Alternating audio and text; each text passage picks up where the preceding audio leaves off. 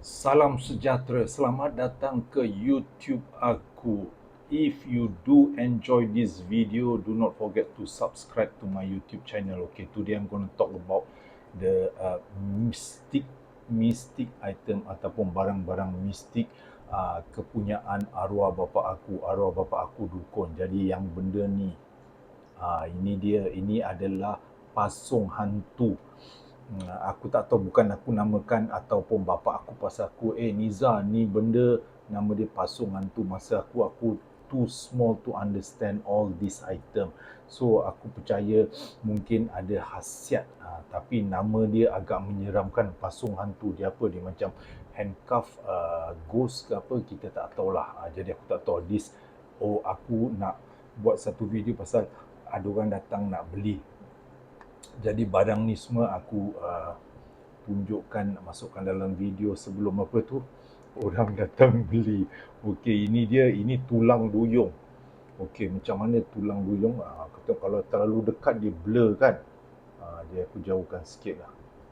Jauhkan sikit. Okey, korang tengok. Dia tulang duyung macam gigi. Gigi pun ada, tapi aku tak tahu kenapa duyung. Yang kita tahu dugong. Duyung tak tahu kan. Ni benda dia ada jauh nampak sikit lagi ni. Dia macam apa tahu, gigi. Ni satu benda, jadi aku tak boleh dekatkan pasal kalau dekatkan dia gambar jadi blur. Okey, dan ini kati layu. Okey, kati layu. Kati layu dia macam warna maroon macam tak tahu buat cincin ke apa. Apa kegunaan dia aku tak tahu. Like I say earlier, yang aku dah awal-awal bilang, yang nama ni bukan aku namakan. Aku ada jual sebilah keris, ada orang datang beli. So aku bawa benda-benda ni kat bawah, dan dia cakap aku, ni benda nama dia kati layu. Ini tulang duyung. Ini pasung hantu. Yang ini buntat siput. Buntat siput ataupun siput, buntat siput. Ni besar sikit lah. Dia macam satu tapak tangan lah. Ni aku tunjukkan korang. Tadi dah tunjuk tu kan. Ni dia besar macam tapak tangan, buntat siput. Apa kegunaan dia, korang jangan tanya aku. Ini because of the lighting jadi tak nampak clear. So minta maaf aja.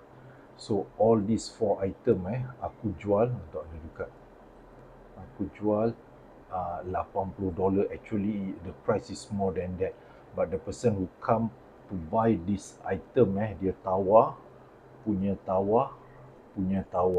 macam apa tu, macam putu piring.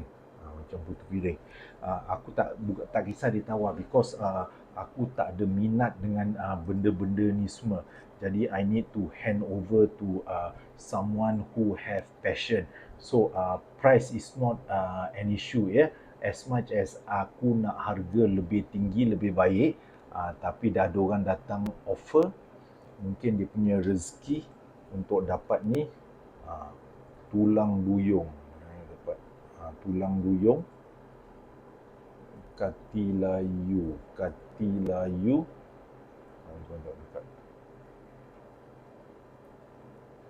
blur kan. Ni dia jauh dekat sikit. Ni color dia. Kati layu, tulang duyung, pasung hantu, dan juga buntat siput. Okay guys, thank you for watching. Itu aja apa kegunaan dia, nama dia.